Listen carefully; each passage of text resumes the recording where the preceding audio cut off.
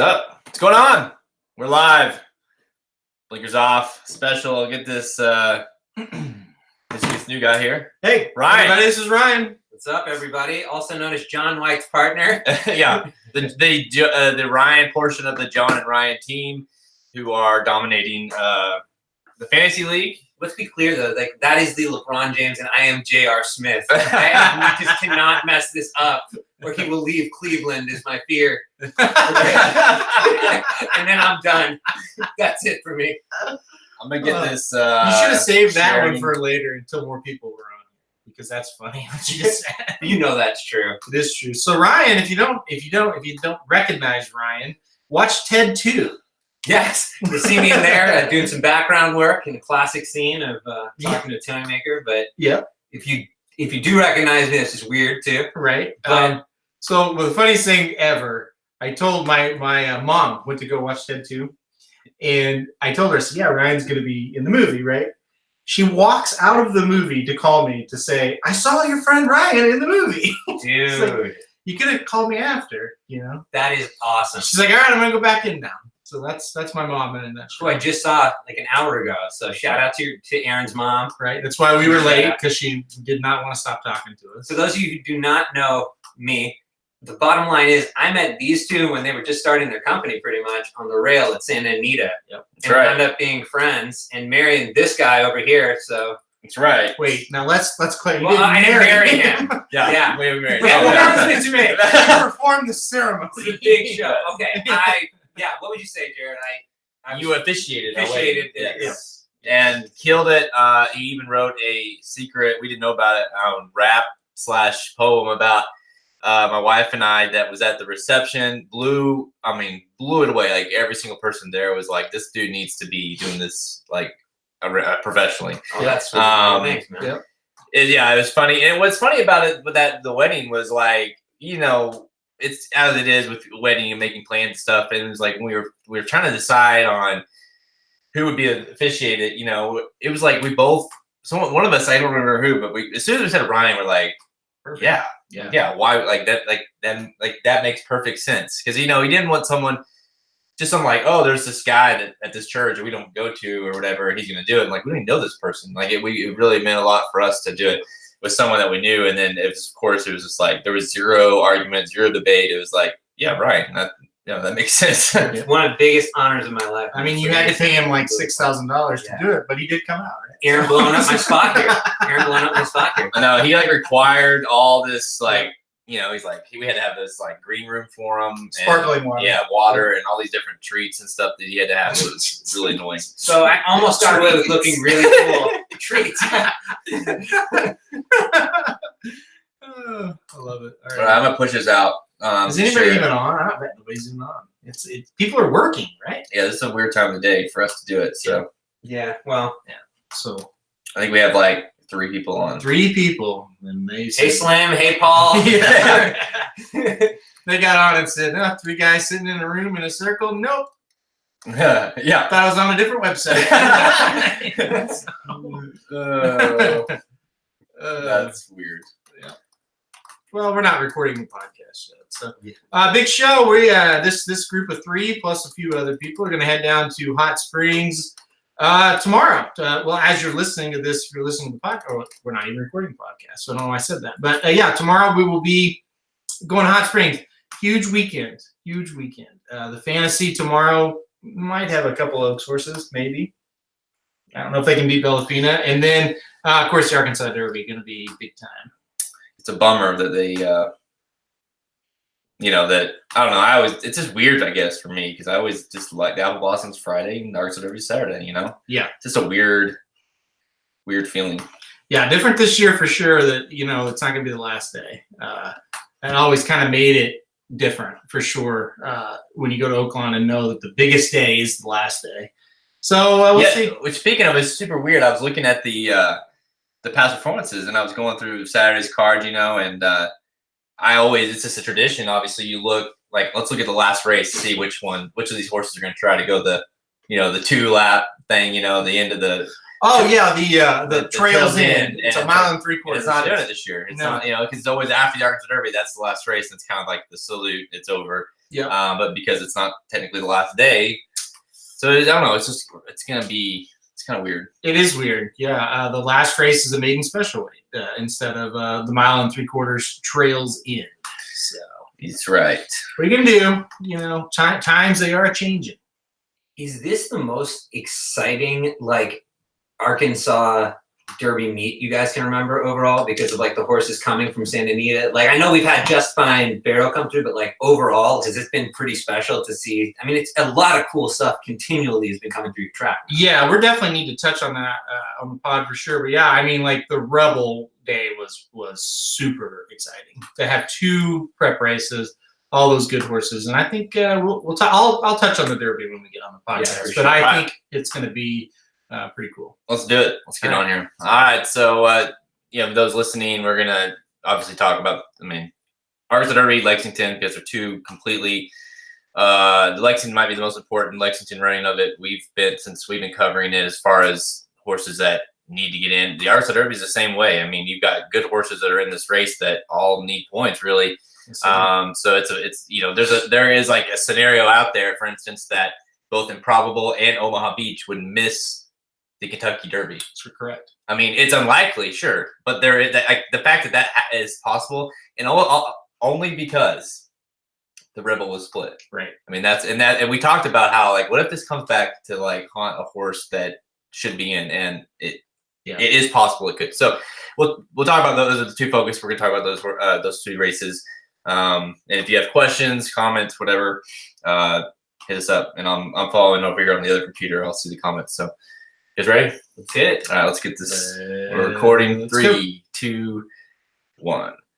What is up? I'm Jared Welch. He's Aaron Halterman. This Blinkers Off. What's up, man? Let's get right to it. I'm here, but we got a special guest as well. We got to get right to it. Special guest in the house. The sound, the music you just heard, right? As soon as this started. Mm-hmm.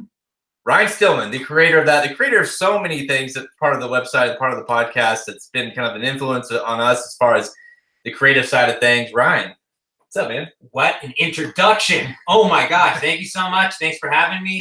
And I cannot wait to talk about this weekend of racing. And also, if you've been following fantasy, I am John White's official. You keep throwing that out there. I have thrown it out there because I want to make a clarification. Anything I say is not even close to representing. We need the tagline. I do not represent any thoughts of thoughts are my own. Yeah. I swear, it's it really is he's LeBron, and if J.R. Smith says something, do not take that as the gold standard. It's like you told John, he's hey, I want to be on the podcast, and John's like, listen, Ryan. Yeah. Don't say anything about me. I don't speak for you. Way to blow up the disclaimer. He asked me to say no, he did not. Which, by the way, you're talking about your team. You guys got the lead, and out of nowhere, you guys spend 40 points claiming a Preakness horse. Yes, we did. You know what? Always minding. We'll talk about that one. Yeah. If John says claim a horse, you go. Okay, I wondered. But I will say this too. Let's be honest. This is the kind of year. I don't care who you are. This Derby is wide open. Maybe that'll change this weekend for some reason. We'll see something so crazy, but I seriously doubt it. But if you feel as I probably have the most loaded team, is that fair to say? I think depth-wise, easily, yeah. And I'm only saying that to say this: that you're going into a gunfight with a bunch of bullets, and you still might not hit the board with any of them. You know what I mean? Mm-hmm. So I can't just sit there when it's pretty much a fight for the finish right here and feel confident that I'm going to get it.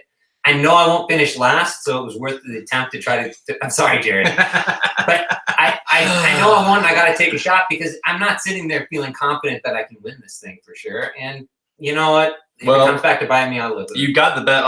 You've got the best roster easily. The fact you got both Improbable and Omaha in this race, but you also have War of Will. You also have Maximum Security, who won the Florida Derby. Then now you've got Always Mining. So you literally have not just you have 5 horses. Well, you don't count Always Mining, but if you count those 4, you've got 4 top prospects. You know, I get excited and I'm like, hey, I got 2 horses in the top 20.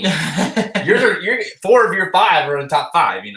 That's how it is. So you've had a very hard year, man. Like you've dropped horses that they've come back from the dead. Literally. like roadster. Hashtag roadster. Hashtag roadster. You've almost claimed Omaha Beach, and I don't blame you for not, because not having the points, and honestly, you couldn't feel confident Omaha Beach I don't care who you are, you could not feel confident Omaha Beach was going to come in and beat Game Winner when that race ran. You couldn't feel confident. I mean, Omaha Beach was easily the horse, as far as the claims or at least the potential claims or claims I've made, is the horse that I've researched the most.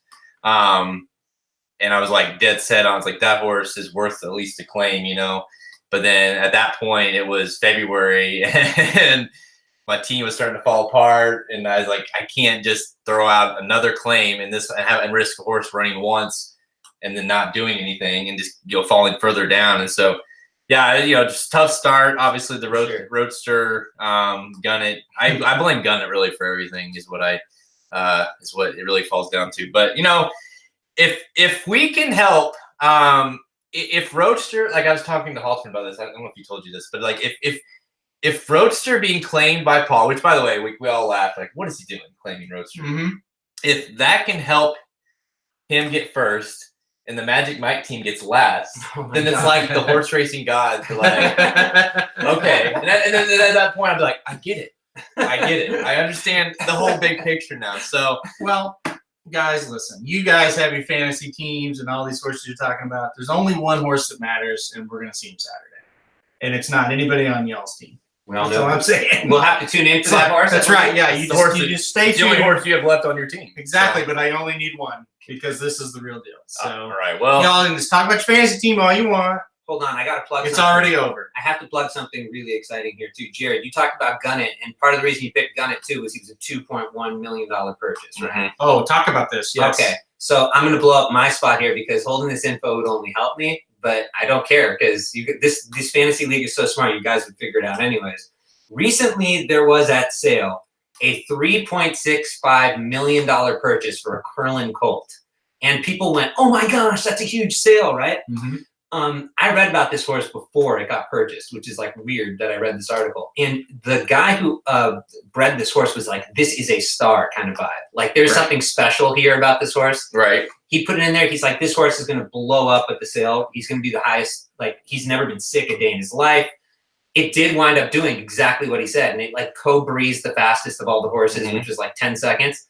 And now they've taken that horse, if you haven't heard, and they've given it to Bob Baffert. And Baffert was like talking on a radio show. He was saying how basically like, yeah, I expect to hear from this horse. You can say the radio show. It's okay. I want to come on your next show and plug another show. It's okay. He was on Steve Bick's show talking about basically he was talking about how basically like this is a horse you'll be hearing from in a juvenile one day probably and all this. Yeah. So heads up, we have a like potential serious horse.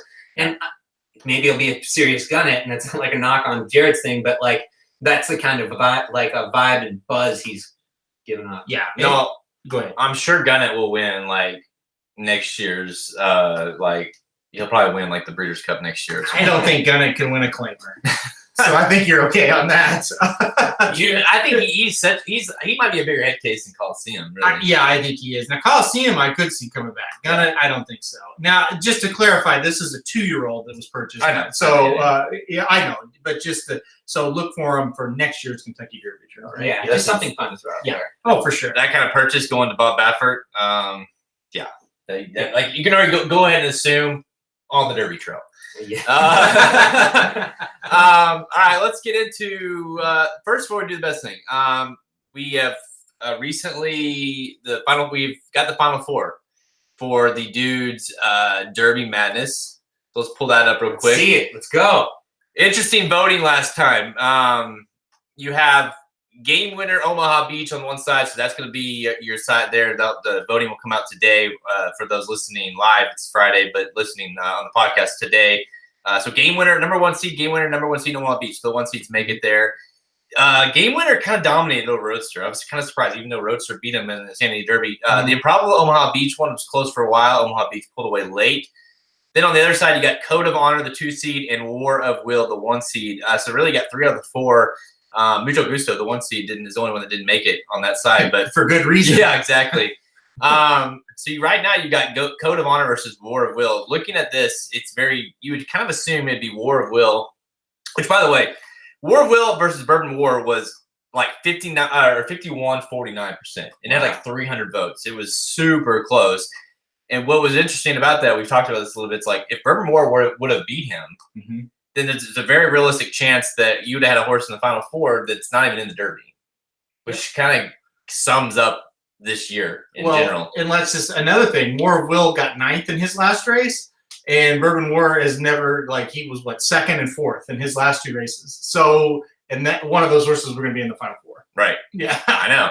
And the Code of Honor, in High Cal, he pretty much dominated that one. But and again, Code of Honor's in the Final Four, and he's not any good either, really. Really, he's average. He's an average horse. Look at you got Tacitus that got beat by Code of Honor last time. Right. Who should very well probably be in the Final Four, in my opinion. Yeah. But that's the way this bracket works. It's a lot of it's off hype versus actual ability, and we saw that last year, but just fine, it worked.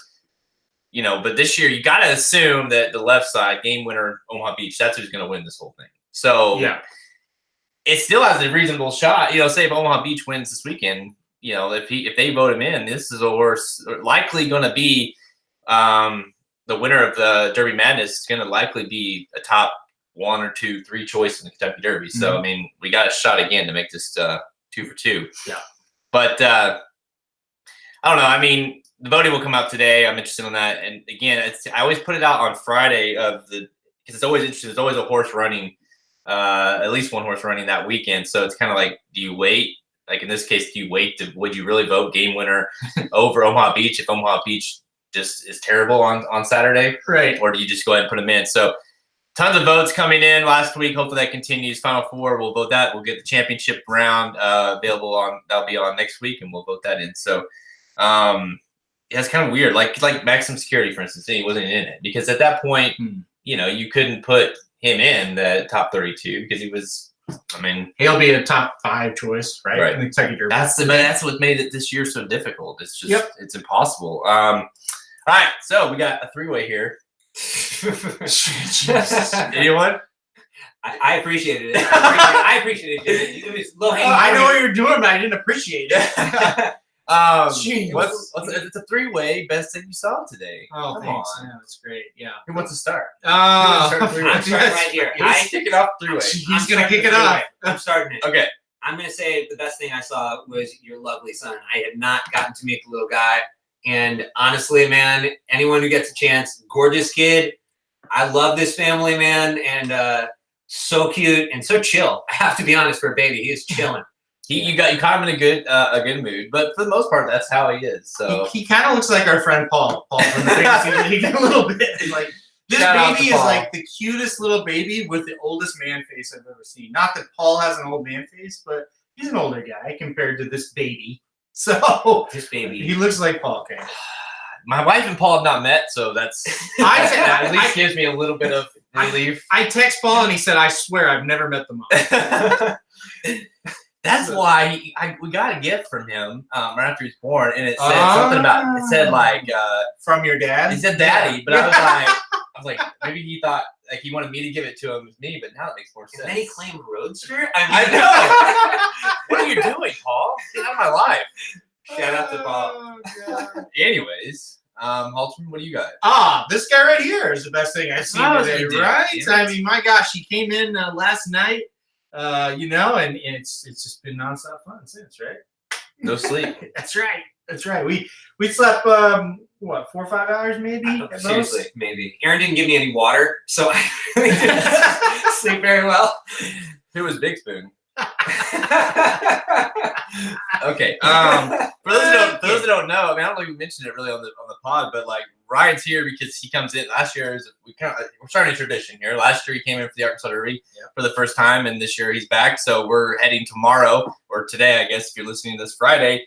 We're heading to Oaklawn for the big weekend, the Oaklawn Festival, and so you've got Friday instead of having the Apple Blossom, you got the Fantasy, and then Saturday we'll have the Count Fleet, and you'll have the Oaklawn Handicap, and then of course Arkansas Derby, and then on Sunday you have the big one with the Apple Blossom. So it's he'll be here for all that again.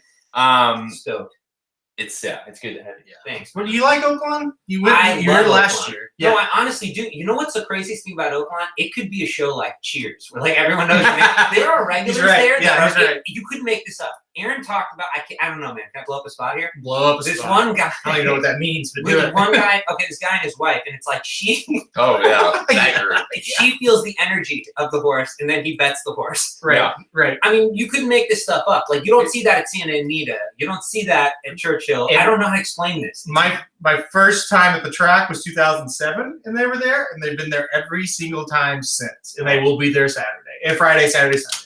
And there's also a guy who I think he's a hot walker. I don't know, who has the greatest name, which I can't say on air. You guys know who I'm talking about. Right? Yeah. Let's just say his name's Tony. Let's leave it at that. Let's leave it at that. His first two names start with L and then D. LD Tony. And it ain't long range Toddy either. No, it's not. But yeah, he's a cool guy. Yeah. We met some new people from the backside we'll introduce you to this time. Oh my gosh. Yeah. Well, we have to. By the way, one shout out to Steve. There's a guy named Steve. Yeah, He's a mega Steve. fan. He's listening to this, I'm If you're sure. listening there. Listen, I don't know if Steve's going to be there, though, because he's got his kids this weekend. And with the rain, he's, like, worried that, the infield might not be open. Can't do the bounce houses, that kind of thing. So, You talking about Evil Steve? Evil Steve, Oh, okay. if Steve is not there, man, we feel you, bro. I mean, we're going to be drinking for you. Yeah, I'll try to steal a Quip hat for you. Because I met this guy, and he's the nicest guy. And He is. He's drunk and just having a blast like we all are. And next thing I know, when I see him the next time, like it was the year Quip was running, his connections had these hats. And next time I see the guy, he's like wearing the Quip hat. I don't know how it happened. Steve, you were a legend, though. Well, he was drunk when he told me the story, but he said he offered the guy like $20 for the hat, and the guy just gave it to him. Wow. So there you go. He's wearing a Quip hat around. So He's a legend. That guy. Legend. Yep. Legend. Well, I mean, I was gonna do the Ryan's here, get to meet my new son, and sees Cohen again. Because the last time you saw him was a year ago. Yes, and I can confirm that when he sees his pet horse, he says "Justified." That is your son. That's right. Altman did the test to make sure that Ryan understood how serious we are in here, and he said, "Hey, what horse is this?" And he said, "What?" Justified. That's right. Yeah. Justified. The pet horse, I got him from Churchill the day after the Kentucky Derby. So I got him like a book and a T-shirt and a few other things, and then that stuffed animal. I mean, we got him trained on it. It's Justified. Yep. We'll watch horse races of it. We'll watch Triple Crown together, and he knows it's Justified. So it's pretty proud. That's I didn't learn horse racing until I was 22, 23. So yeah, he's got 20 years on me. So wow. One of these days he'll be taking our job and doing a lot better than we do it. I'll say it since I figured you would say it, and you stole mine for Ryan. But how about the Blues? Yes, so huge win last night. I'm glad you said it. And I was just telling Ryan flew in. He got in at like 10:54. Well, the game looked like it was going into overtime last night, and I was like, oh my God, I'm going to have to leave this game to go pick Ryan up. This is going to be the worst. Thankfully, we scored with 2 minutes left to win 2-1. Fantastic game. They played great, which is so not like the Blues to play good in the playoffs, but they did. Goalie looked good. Bennington, the rookie goalie, just continues to play fantastic.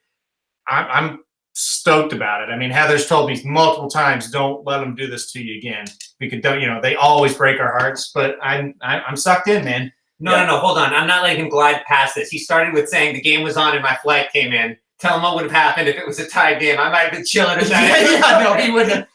Now, if it was during like intermission, maybe I would have. Call an Uber or send Heather to get him. Yeah, I was getting worried that's where the story was going. Is what I was checking. What's funny is like the airport from this house is like 2 minutes away. It's like it would make no time to leave, but it's like no, you're gonna have to wait. Or hey, Ryan, it's not that far. You can walk.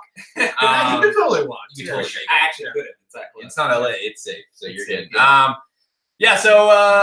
Yeah. And Blues play Friday night tonight. I guess if you're listening to this. Yeah, so that's going to be tough. They played 8:30, so we'll have to find TV. We always do. Yeah, that's true. We always do. All right, let's get to the show because I'm going to get to actual horse racing. All right, today's show we preview the final two Kentucky Derby prep races of the season: the Grade 1 Arkansas Derby at Oaklawn Park and the Grade 3 Lexington at Keeneland. Both races completely pivotal when it comes to the Kentucky Derby starting gate. both. I mean, even the Lexington, which is sometimes just kind of a the Lexington's running today too. No, I mean this is a must-watch race. Mm-hmm. Horses are lining up. It's literally a win and you're in event for that race. The Arkansas Derby again has horse. Every horse needs points to get in. Huge races we're talking about right here. Let's go. All right. Dude, first of all, shout out to Dennis. I can see you typing, bro. You are a ledge, bro. I love this guy. Dennis is our biggest fan. What's up with Dennis today? What's he doing? He's a legend. That's it. I see like a lot of comments. Is there anything worth is he like, reading? get the guy with the glasses off the show. Magic's on. It's Stillman. Hey, Curtis. What's up, bro? Shout out. Improbable, in my opinion, wins by 5 or more. Dennis says. Dennis says. Whoa, Dennis. Wow, Dennis. It's a bold statement, my man. I like it. Bold statement. Yeah, I can see it. The blinkers just throw me off a little bit. I don't think he'll win the Derby though. I seriously don't think because you don't think? I think. Well, I guess we'll get into it, but like I think he can win the Arkansas Derby, right? But I don't know if he can win the Derby. Yeah, a lot of people are down on him to win the Derby. I own him in my fantasy league for what it's worth, and as the guy who's talking on him, I don't know why. It's funny because I've gone from like Improbable as my pick since like September, and I've been so on him, and even after then in December, even after it was like the longer we waited, and then I thought when he started to pull away in the Rebel, I was like, yep, that's the horse. That's what I thought. Yep, me too. And then he got caught, and I was like, wait. And then like all these different equipment changes back and forth, and even the quotes from Baffert being kind of like he's trying to figure out like how to get the most out of him. Who caught him in that race? I don't remember. Yeah, we got to talk about this on the pod too, for sure. That was LD Tony, wasn't it? Yeah. Who caught him in that race? I don't remember. We'll get to it. All right. Let me pull up the stuff here. I also I did not bring it up, but I wanted to tell you guys about More Will, but I can do that off of the pod. Like, what do you have, like inside information? No, but you know what? I don't know what to do with this horse, mm-hmm. and I feel like it's so weird because I feel like could he run well in the Derby? That's very likely. I don't know if he can win the Derby. But I think about Cassie and what he did with Classic Empire and how crazy that horse was and how he almost got him to win the Preakness and how well he fired in the Derby that it's like, can you toss him? Right. I don't know. That's really the one thing that I keep holding my... He's tough. He's tough to figure out what to do with. Yeah. Like Maximum Security, you're either a believer or you're not. With War of Will, it's like I think everyone does believe he's a quality horse. Even if you don't think he's going to win the Derby, you're like, that's a quality horse. It's just like, how high do you put him on your ticket? Yep. Mm-hmm. He's really tough to read, no doubt. All right, let's do it. All right, we're going to Arkansas Derby. So, okay, 3, 2, 1. The main event on Saturday, and the main event really for us, usually every year, the Arkansas Derby. It's a Grade 1 on Saturday, race 11, worth $1 million for 3-year-olds going a mile and 1/8. And again, like we said in the opener, this is such a huge race this year. Every horse needs points to get in the Kentucky Derby. I'll just run through the field because it is that good. Number 1, Improbable, 8-5, morning line favorite. Number 2, 6 Shooter. Number 3, Omaha Beach, 2-1. Number 4, Ashby's got like 16 horses in this race. It's a field of 11, by the way, so that's really hard to do.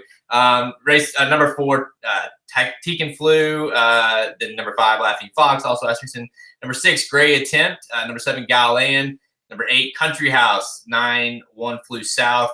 10, Jersey Agenda, and 11, who's that horse? Long Range Toddy. That's right. Your favorite horse. That's true.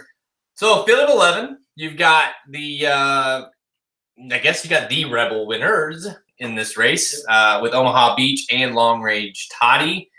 It's interesting that you have Long Range Toddy who beat Improbable last time out. Improbable's 8-5, 5-1 at Long Range Toddy. And then you got like Gray Attempt, who's 8-1. I mean, I like the horse and all, but 8-1 is like I was kind of thinking like 15 or higher. Country House, 12-1. It's gonna be. I think it's gonna be really interesting how how the betting is once they go, because I don't know post time. I'd be really surprised if Improbable is actually the favorite. Yeah, that's the first thing I guess to talk about is the odds are going to probably dictate who to bet. here, because if Long Range Toddy is 5-1, he probably is the bet, right? Yeah. I mean, but I don't know if he will be, and I think Omaha Beach at 2-1 is a pretty good bet. Which, by the way, let's preface this before we get into the handicapping, because the weather situation is looking bleak at best. And I'll pull it up right here, but I mean, I looked like an hour ago, and it's gone from like 100% chance of rain to like steady rain to like not only just 100% chance of rain, but like 100% chance of rain and like severe storms on Saturday. We're looking, here we go. It's Friday's great. The high is 56 on Saturday. Heavy thunderstorms, it says. Thunderstorms, some locally heavy downpours are possible, especially in the afternoon. A few storms may be severe. Chance of rain, 100%, 1 to 2 inches of rain expected. So, I mean, that's really bad. I mean, it's going to be chilly. It's going to be rainy. It might be storming. So that you got to assume that the track is going to be not good.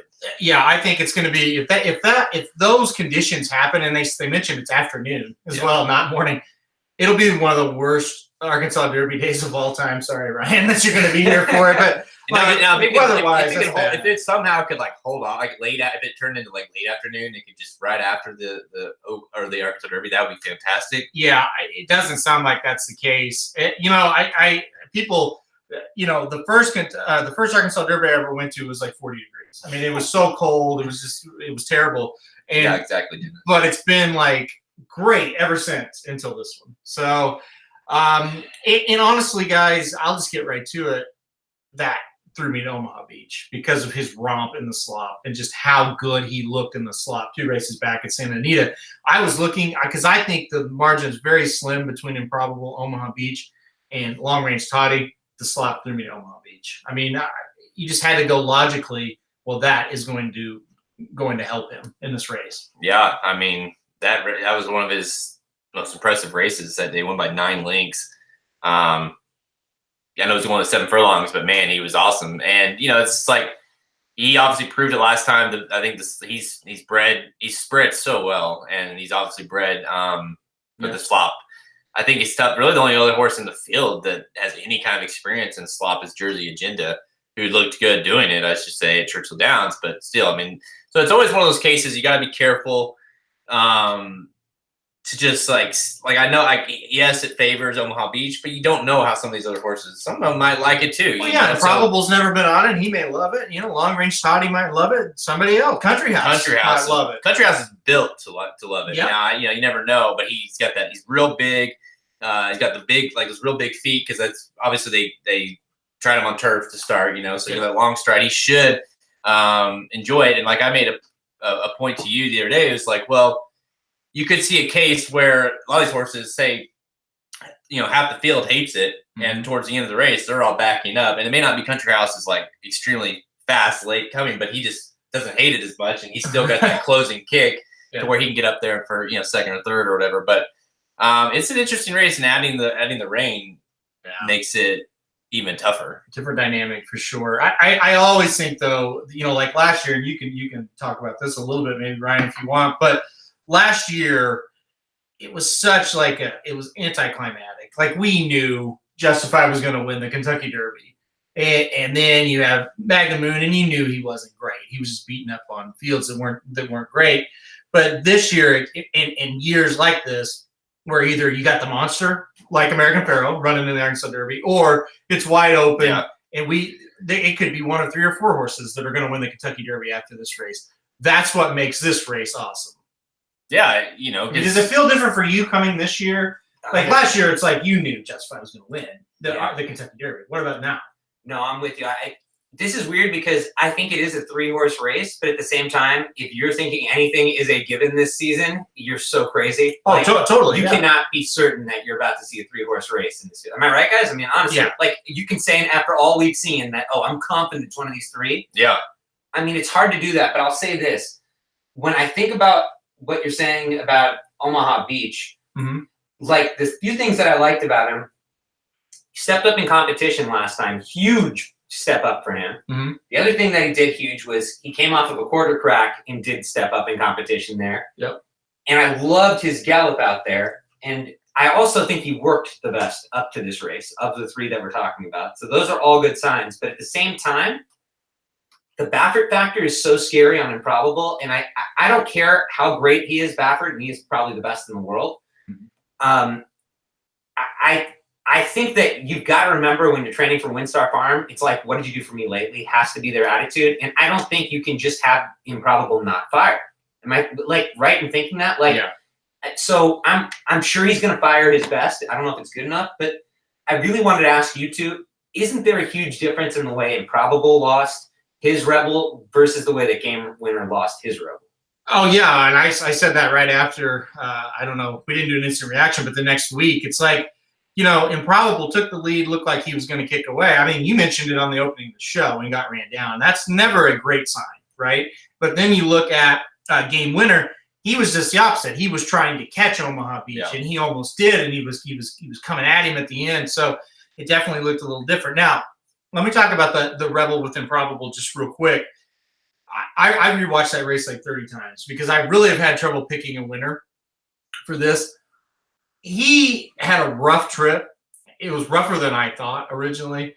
And he acted like he hated that track. He was climbing up the backstretch. He was ducking in and out a little bit. I don't think he was ever comfortable for a second in that race. And I think a lot of people, and Bob Baffert's the same way, he did not want to draw the rail. He, talked about on Big Show about, oh my God, we're getting the rail so many times, and then he gets it again here. But it's like, I know he didn't want the rail, but at least he's not going to lose ground this time, right? I mean, he's going to get a ground-saving trip at least. It's not going to be these too wide. I feel like that, obviously Great Attempt is a horse that should be on the lead, or if not very close. Same with Omaha Beach. He'll be there really close. I feel like Improbable, with him drawing the rail, he's adding blinkers this time. He's been back and forth working with him on and off and adding blinkers, drawing the rail. I wouldn't be surprised if they send him. Just because it might be one of those things too with Baffert where he's like, I got to figure out how to get the most out of this horse. And it's like, well, let's change. It's tough because you're like, this is a horse that's sitting on the outside.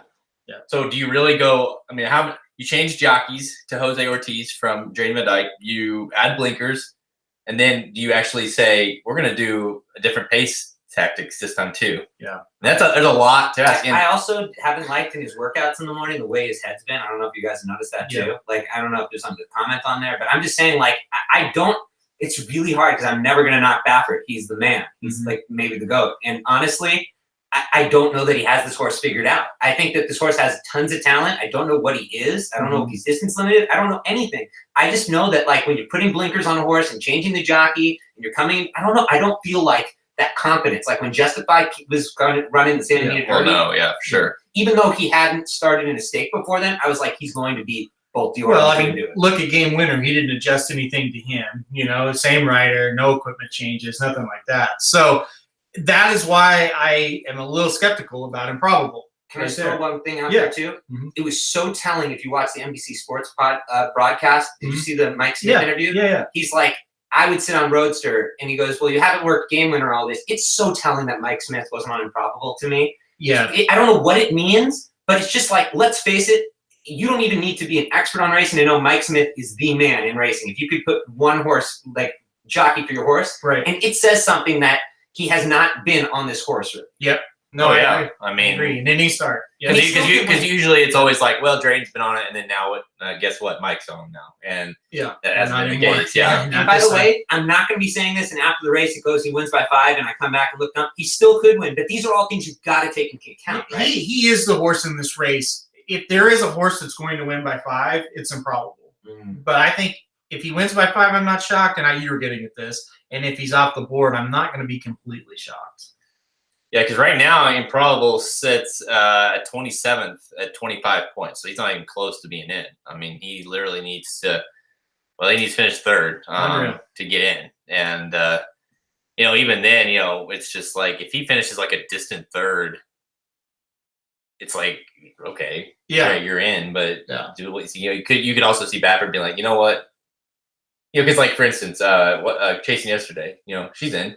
but it's like now she's off the trail, you know. And it's like if he like finishes like a weak third, you're like, big deal.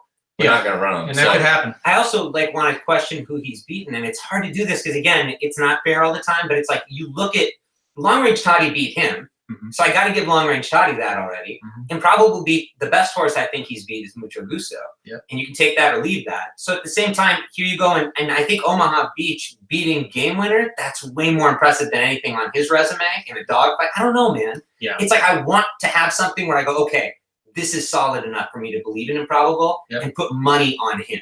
But you can't just do that, in my opinion. I think I agree. I think he's the type of horse that you have to play on tickets, but I wouldn't bet him in a straight win wager or a wager where he has to win for me to win money. Yeah, that's dangerous. Yeah.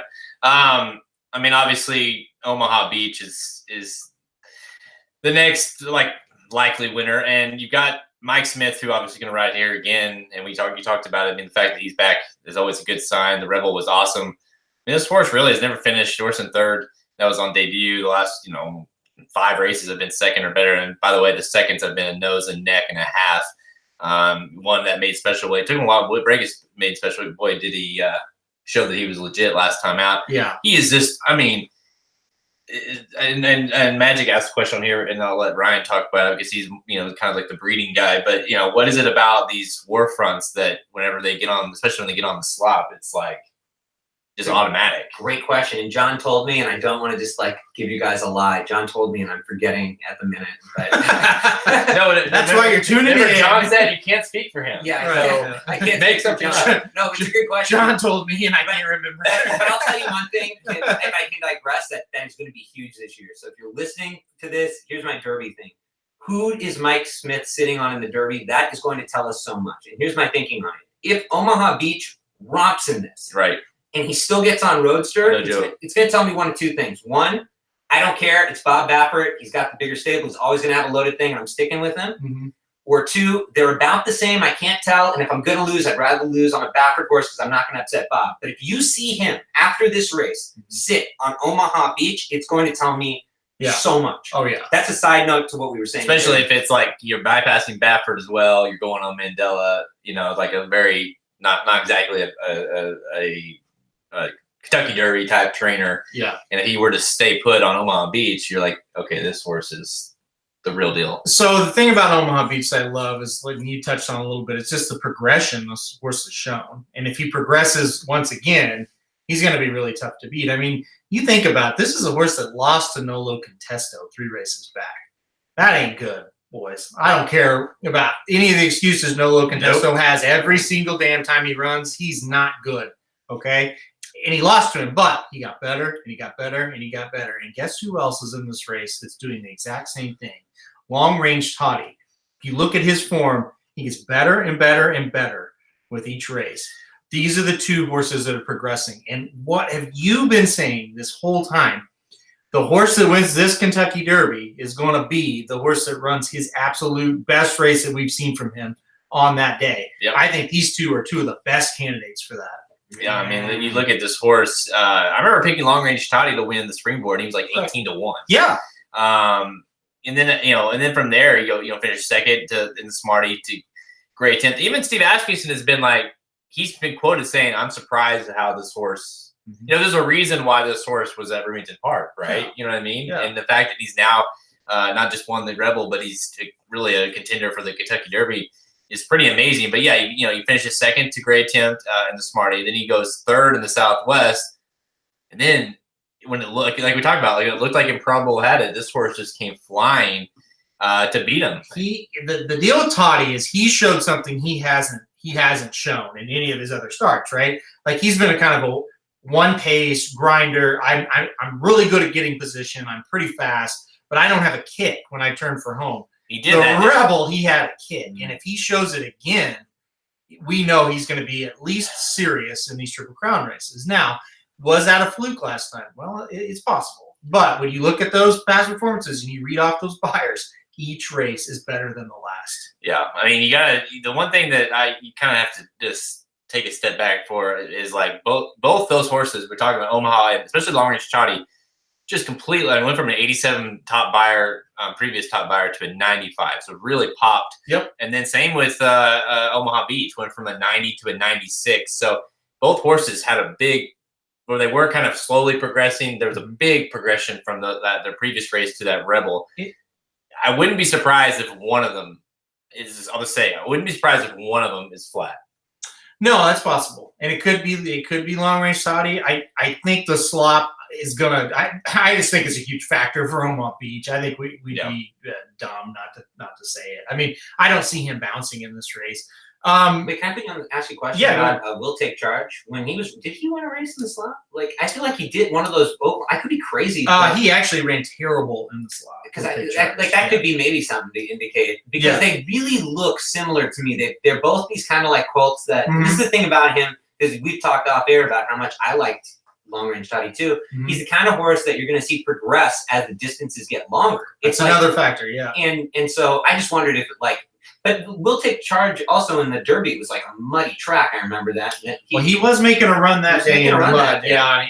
He had a bad race in the. He won the Smarty Jones, then he went to the Southwest and finished last in the slot. And then he came back and won the Rebel, and then he was making a winning move in the Kentucky Derby. So, I don't go either way though. The slot. It can go either way, because he was making a huge move in the Kentucky Derby on the slot. I know we're just judging it on a horse, and it's like, what does it matter? But they really are. There's so many parallels there. Yeah, they're very similar. Maybe drop. Yep. Anyways. Okay, so we're past the probable Omaha Long Range. Give me a horse, not those three, that really has you interested in this race, like that you feel like the next two go through your fantasy league to me. Yeah, honestly, dude. If it's like that's the A league, most likely the next tier is Great Attempt and Country House. I feel like Country House has been kind of the B horse this whole time. I really do. I think he's got an abundance of talent. I think if he could get right mentally, he's going to win a race when he does. Let's put it that way. He's going to win a big race when he puts it all together. I think he's going to have a setup that's going to work. I'm like you. I think he will like the slop. I mean, I think he can get up and hit the board in this race for sure. And if things get crazy up front, maybe get a bigger piece of it. Another horse that's got a new jockey, Joel Rosario, comes in to ride. Which is a great fit with this horse. Luis Ayes has ridden this horse the last three efforts. Yeah, I mean, it seems like a good fit. Why do you guys think Mott took this horse back? Because after what happened with Hidden Squirrel, he could have honestly been like, okay, look, I don't want to. I'm just going to sit chilly. This is a little lesson here. Gone back to those connections, the same connections, and said like, we're sitting chilly. Do you think he knows something we don't, like that happened in the last race for this horse? Yeah, well, he was studdish in the paddock. I mean, that's what happened. He's better than what he ran in the Louisiana Derby. Yeah, he's studdish in the paddock, and when they do that, they don't run very well. Obviously, would you? No. Exactly. I don't know. I perform pretty well in studies. I'm just saying. You don't run, though. Oh yeah, that's right. Yeah, I don't run. Never thought about that. But that last race in Louisiana Derby, and it also, Ryan, to that point, it's like he even mentioned that this horse could run back before Hidden Scroll ran in the Florida Derby. He was kind of like, this horse could run again. So it kind of tells you like that's like totally unmod, right? Yeah. To be like, this horse can run back. At one point, it was the bluegrass. That's like 2 weeks. You're like, really?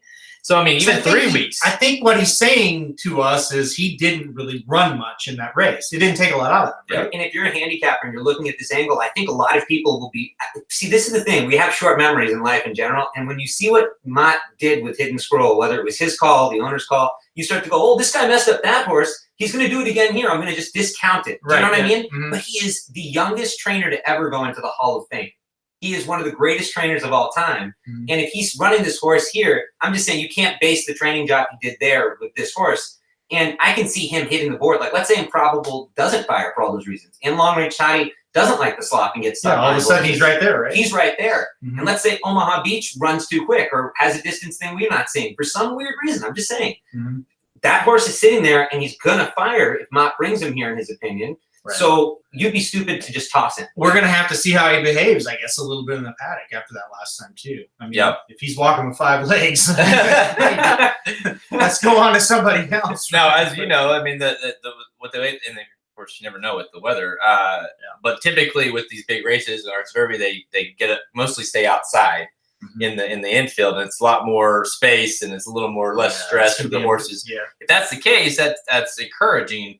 In case the horse has issues, but yeah, we'll see. I guess it's kind of like what did you say about that one time about Bellafina? If she's in heat, Right. better. Yeah, if she's in heat, don't better. If he's like you said, he's walking with 5 legs. How do we know that? But you know what? Well, no, for him. Yeah, well, You can see it. Bellafina, we're not Did sure. he got 4th last time with 5 legs? Yeah. I mean, that's impressive. Yeah.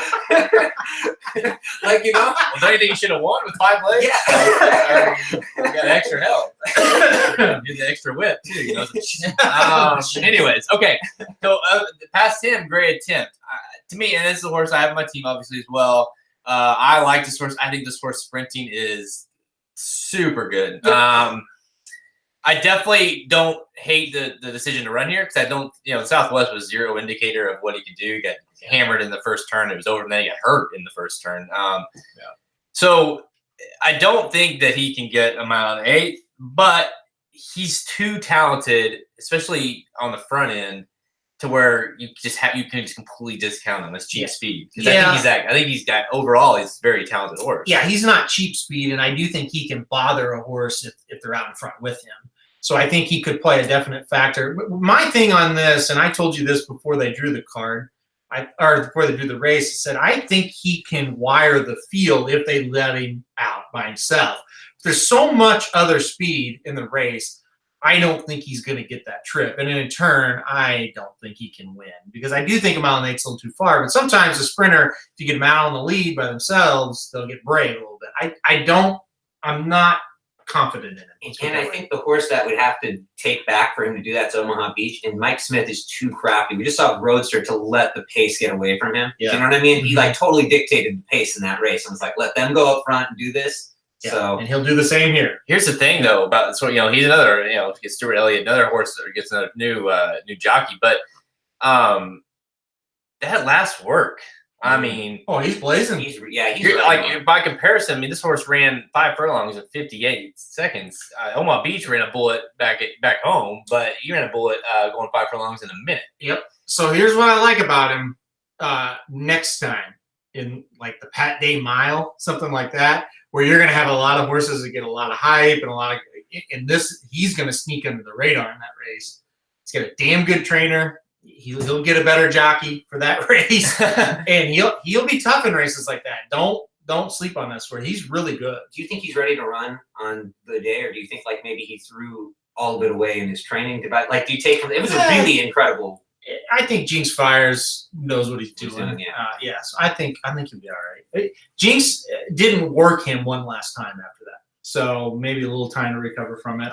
I think he'll be ready to run. It's just going to be, can he get the distance? Yeah, And then Jinx seems very adamant about, he doesn't need to go to the lead. He doesn't need to go. He can sit off the pace, but and I get that. But to me, it's like you've got the speed.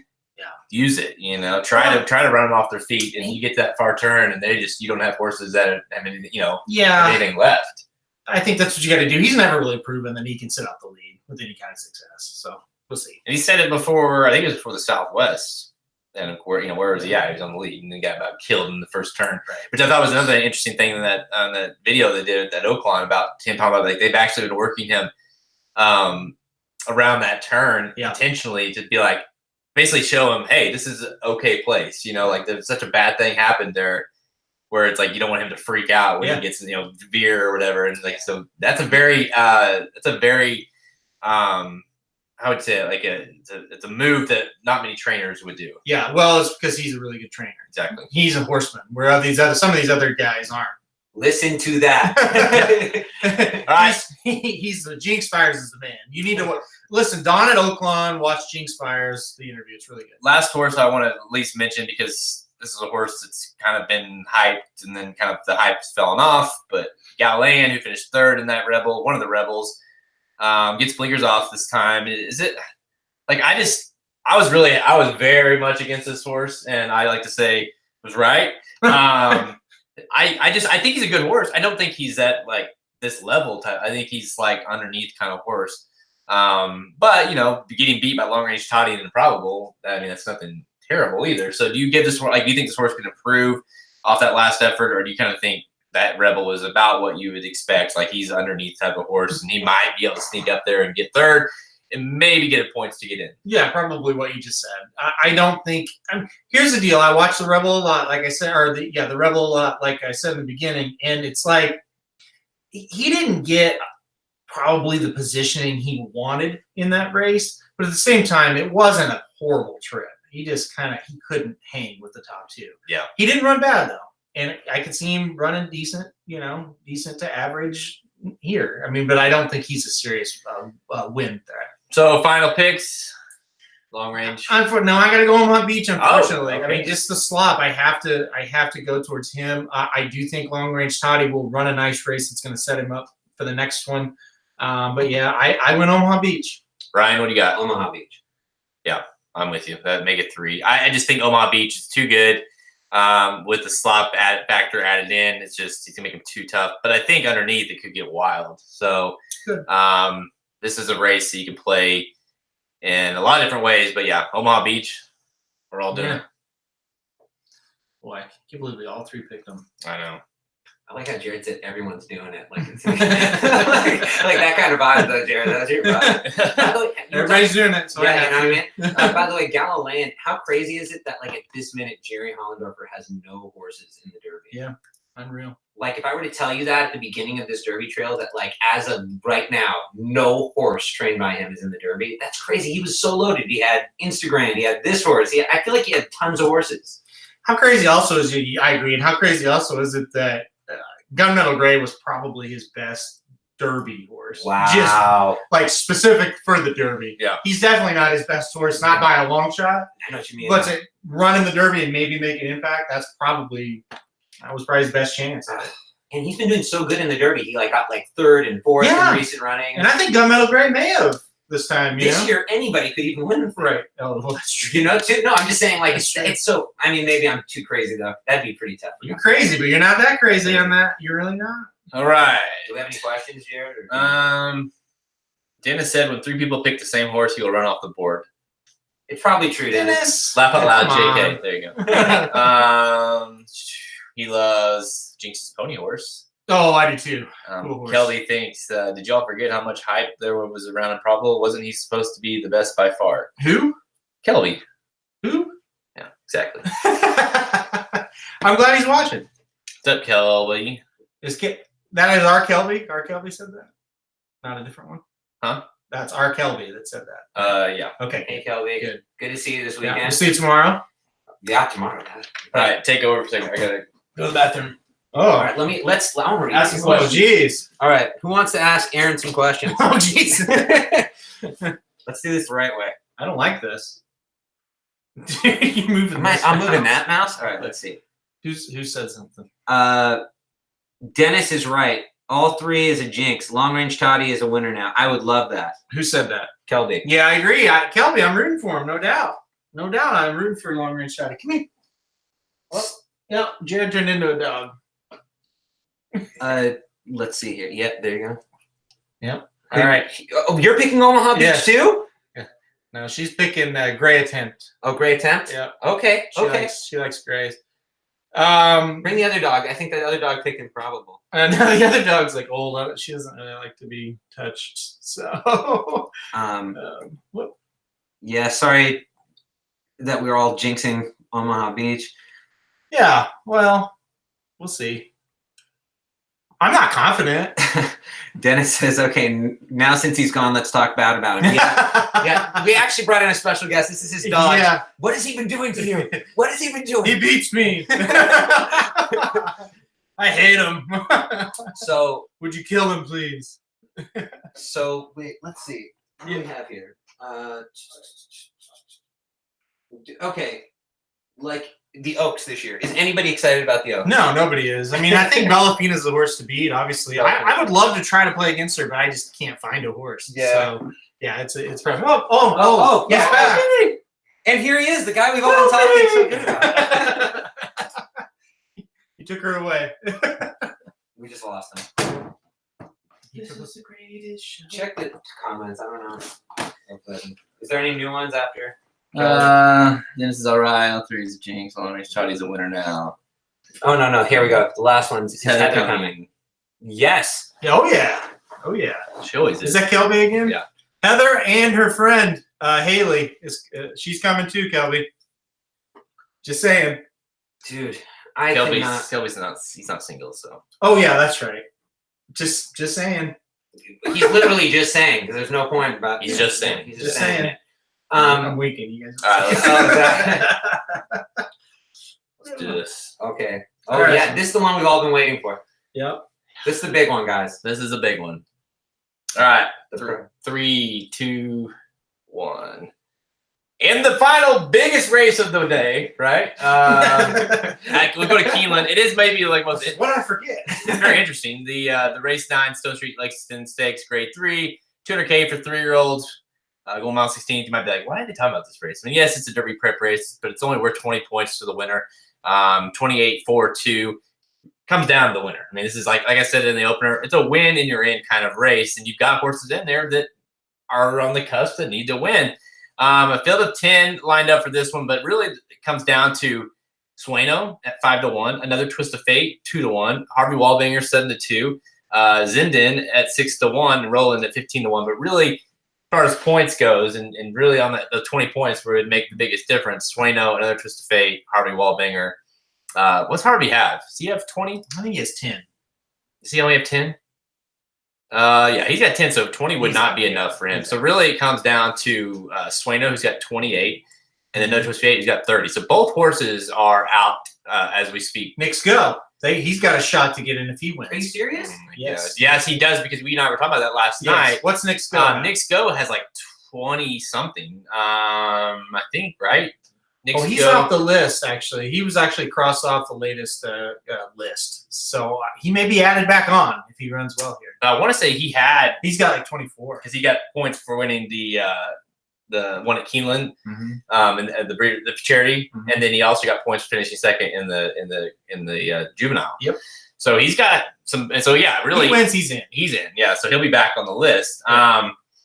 So you've got 3 horses. Let's talk about those 3. Another Twist of Fate and Nick's Go and Sueno. Another Twist of Fate, 2-1 morning line favorite. This is a horse who obviously Paul is a big fan of. You know, and one of those that, as we kind of wondered, you know, what's he going to do on dirt? Well, he ran really well in the Southern Derby. Yes, he got beat, but to me, he really impressed me that day. And you get another, it's like the storyline. You get another jockey change. Castellano, who, by the way, got on Vekoma last week at the same track and did okay. So I think this horse, I think he's got the potential if he goes and wins this race. Not only is he in, but he becomes he shoots up there as a decent contender. Absolutely. And I think he already is a decent contender. And I think he's a top 10 contender. And I think it's so crazy that he's still not in this race. You know, if he runs, you know. That's what happens when you're running at Golden Gate and then Sunland. You know? In that Sunland race, he was the best horse. He got guys, who should be in this race? Hammer the horse from Japan. Come on. We have to pick. Yeah, I know exactly.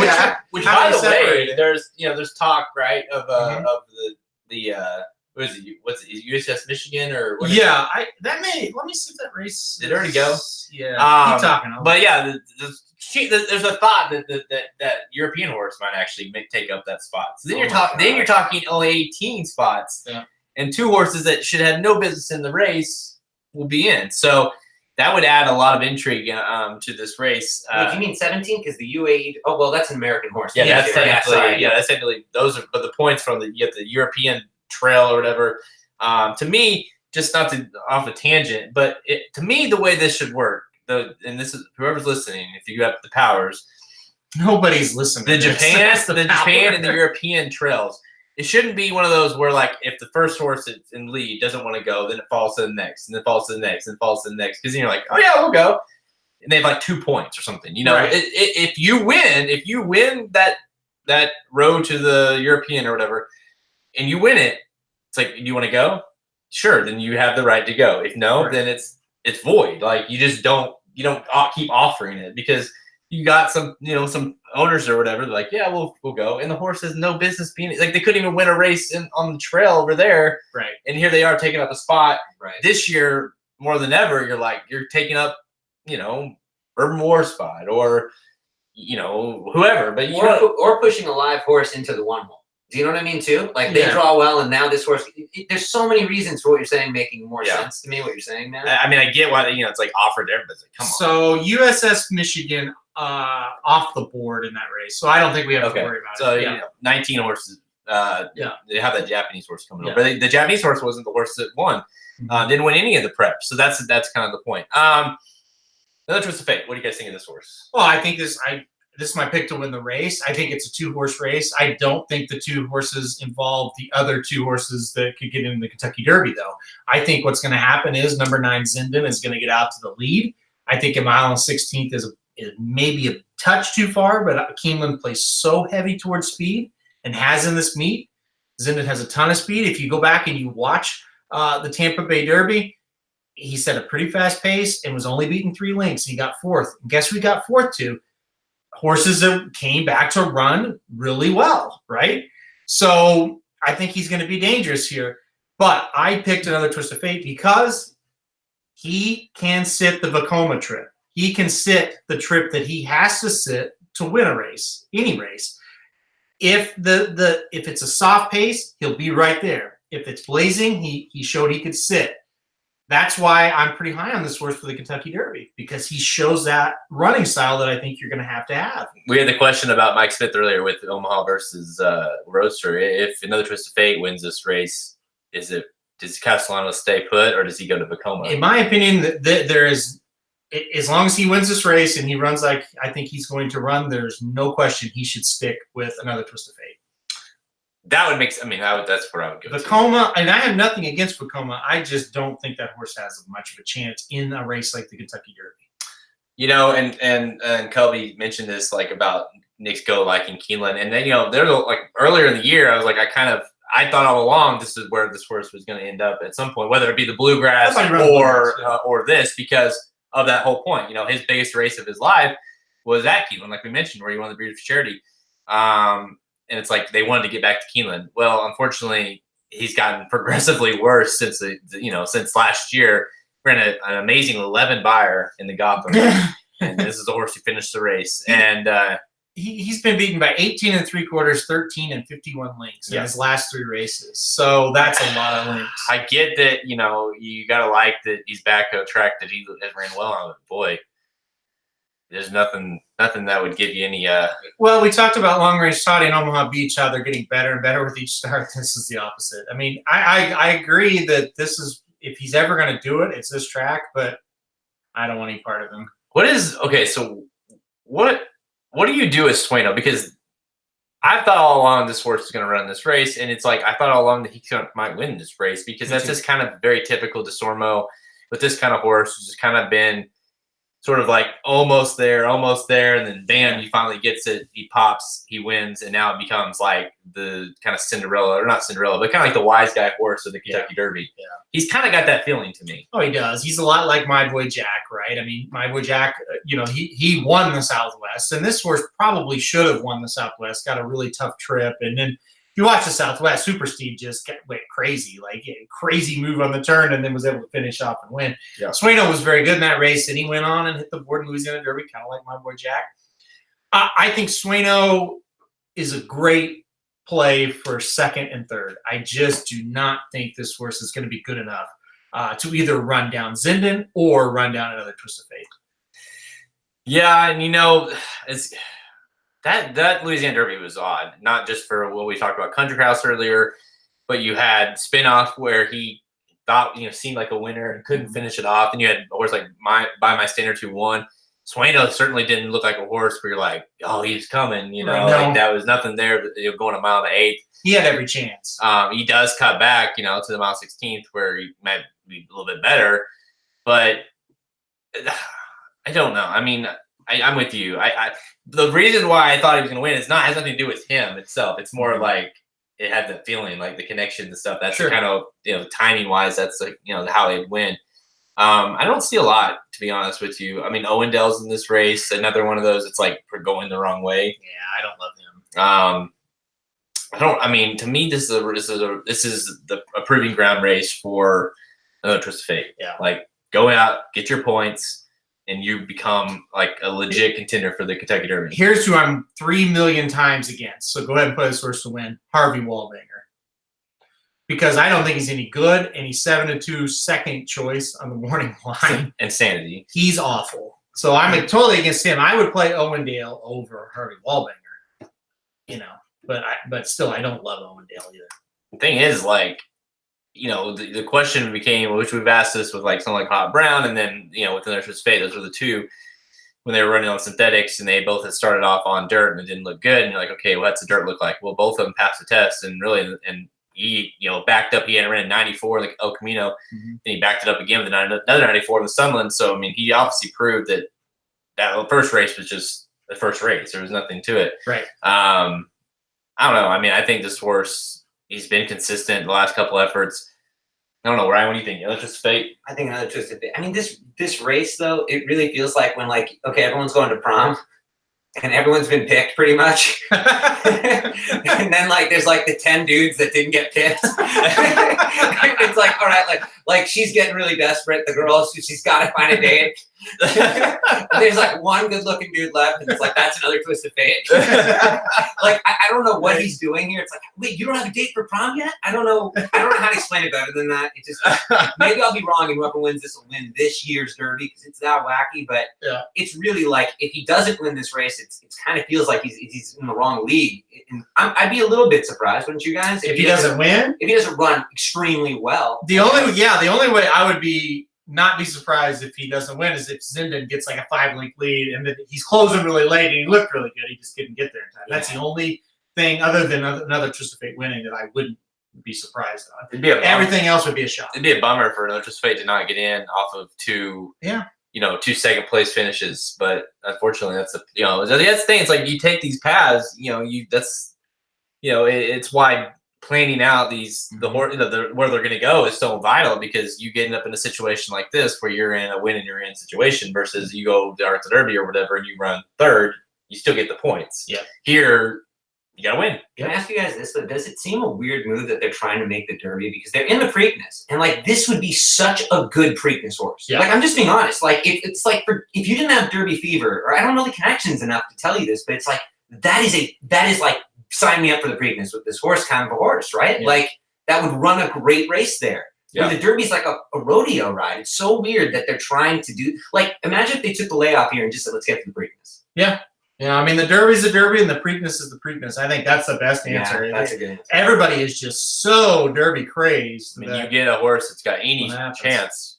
And he has a chance. I'm not throwing it. I just wondered. I just wanted your guys' opinion on that. Oh, he would definitely be better suited to wait for the Preakness. Derby fever is real. Exactly. It's for real, You look at Great Attempts and that they've got the fever. Oh, you yeah. know what I mean? Should this horse probably be running Mountain Eights? Probably not.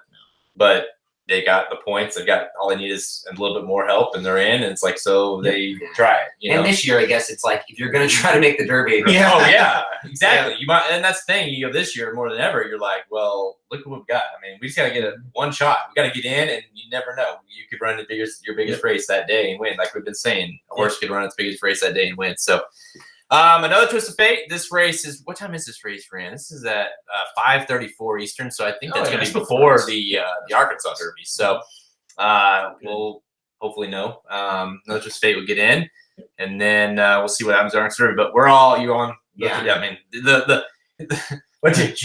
best looking left at the prom. You're on that horse, right? So, number 4, Another Twist of Fate for all of us. Well, we're all on. So we're all on Omaha Beach, and we're all on Another Twist of Fate. So it's not good. You know how not to bet. Yeah. Yeah.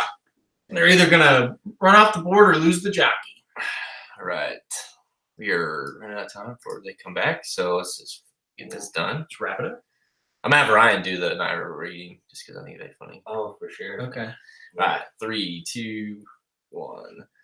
So all the time we have, check us out at racingdudes.com for our free picks and our premium selections on our handicap products page. Click the handicap products link on the main menu at racingdudes.com to learn more. Our inside track to the Arkansas Derby wagering guide is available now. Right now, if you're listening live, it's pre-sale. By the time this airs on Friday, it will be available. And what's cool about this, we got 3 of the major stakes races running on Saturday at Oaklawn Park. again, the Count Fleet, the Oaklawn Handicap, and the Arkansas Derby. But including in that is going to be, what race is that? The stakes race, or not the stakes race, but the allowance race. Race 10. It's a really good betting race. Allowance between race. the Oaklawn Handicap and the Arkansas Derby. Yeah, a little bonus race there for you. Yeah, it's a good race, definitely. And analysis of what we just talked about, the Lexington Stakes. So full analysis. So it's like, yeah, you say, oh, I don't need that. We just talked about it. Well, no, it gives you the best bet to win, the best bet you should play on the show bet, how you play your exactas, your tries, your supers, multis, how you do all that kind of stuff. It's going to be very vital for this weekend. And for two of the big, these are two of the bigger preps of the year just because of the importance of them. So this guide will help you do that. And if you subscribe to, say, like, hey, and I'll try it out, you can subscribe our monthly picks. You get our monthly picks for a month. You also get this wagering guide for free. And guess what falls in that month? The Kentucky Derby. Oh. So you get that for free as well. The Kentucky Derby wagering guide is going to be absolutely massive. My guess would be close to 30 pages. I would see, if not more. All the team will contribute. This is the guide you want. So if you subscribe this weekend before the Arkansas Derby, you get the Arkansas Derby guide for free. And, of course, you get the Kentucky Derby guide for free next month. We're currently covering 20 tracks, all offering free picks. We're on Twitter at @Restaurants_Dudes, Instagram, Google+, Facebook. Listen to us on SoundCloud, iTunes, Google Play Music, Stitcher, or even our website at racedudes.com. Remember, the three of us will be at Oaklawn this weekend, so if you're going to be there, hit us up. We never shy away from free beer. I'm assuming you're buying. And, we'll be there. Hopefully it's not raining. It's going to be raining. It's going to be raining. So, we'll be under something. Maybe. Yeah. Yeah, all right. All right, I'm Jared Welch. He's Aaron Alterman. Yeah. He's Ryan Stillman. Good luck this weekend.